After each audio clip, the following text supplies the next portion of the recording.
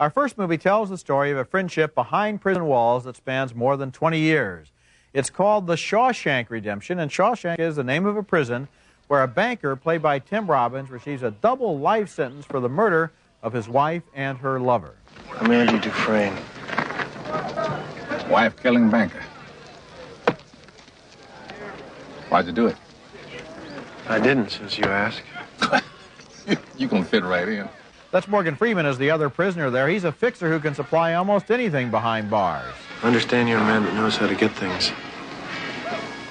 Yeah, I'm known to locate certain things from time to time. He can supply anything, that is, except hope. Oddly enough, that's the one thing Robbins seems to have enough of. You need it so you don't forget. Forget? Forget that there are places in the world that aren't made out of stone, that there's something inside that they can't get to, that they can't touch. One of the underlying themes of the movie is institutionalization, the process by which prisoners become so dependent on prison routine that life in the real world becomes a mirage or a threat. I guess it comes down to a simple choice, Billy. Get busy living, or get busy dying. The Shawshank Redemption was based on a story by Stephen King, but it's not a horror story unless, of course, you define horror as spending life in prison for a crime you claim you didn't commit. It's a very closely observed portrait of these two men, played by Tim Robbins and Morgan Freeman, as they do time together and accommodate themselves to the system. But all the time there's a hidden story going on, which we sort of suspect and sort of don't, and which leads to the redemption that's hinted at in the title.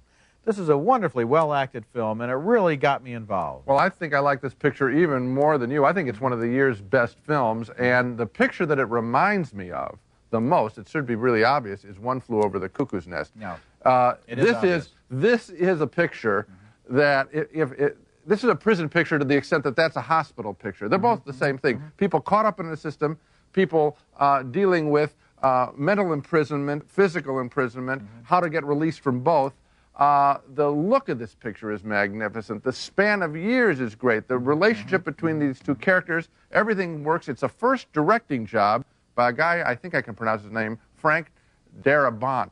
And he does a really good job here. Well, I agree with you. I think it's an interesting film and a very moving film. And the neat thing is, it's very rare that we see a friendship that develops slowly over decades. I love that. Until at the end, when we get to the payoff of the film, we understand exactly what has happened. And that ending in a more trivial film might have seemed more like a formula, but in this film, it really seems like an emotional payoff. You think you've seen, again, the notion that it's a prison picture, that might turn some people off. That isn't what this film is all about. That's just the location. And good writing all the way through. It's about courage, it's about heart and friendship. I think it's a wonderful picture.